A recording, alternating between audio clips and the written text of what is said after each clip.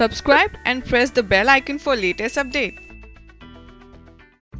जी हाँ, एक लंबे समय से बॉलीवुड में राज करने वाली, लगभग 3 दशक से इंडस्ट्री की चहेती पहली महिला सुपरस्टार बनी रहने वाली दिग्गज अभिनेत्री श्रीदेवी ने 24 फरवरी की रात को हमेशा के लिए दुनिया को अलविदा कह दिया।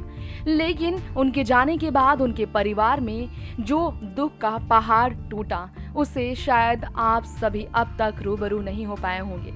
जी हाँ, माँ को खोने के गम से जिस तरह से गुजर रही हैं श्रीदेवी की दोनों ही बेटियां जानवी कपूर और खुशी कपूर, उससे एक बात तो साफ होती है कि कहीं न कहीं उनकी माँ उनकी वाकई में जिंदगी थी।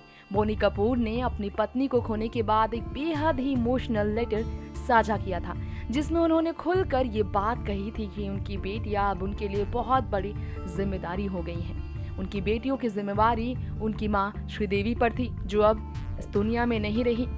ये बात साफ जाहिर होती है कि बोनी अपनी पत्नी से जितना प्यार करते थे, उससे कई ज्यादा श्रीदेवी अपने पूरे परिवार से, बोनी और दोनों बेटियों से किया करती थी।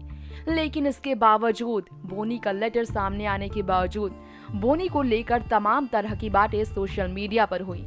बोनी के स्टेटमेंट को लेकर इनडायरेक्टली सोशल मीडिया पर उन्हें ट्रोल किया गया।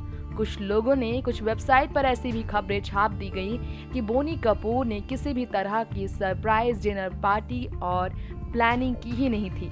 बोनी को झूठा कहते रहे सोशल मीडिया पर, और इससे दुखी होकर जानवी ने एक emotional letter social networking site Instagram पर शेयर किया अपनी माँ के लिए, और उन्होंने इशारे में कहा कि अगर उन्होंने अपनी माँ खोई है तो उनके पिता ने तो अपनी जान ही खोई है। जी हाँ, श्रीदेवी को जान कहा करते थे बोनी।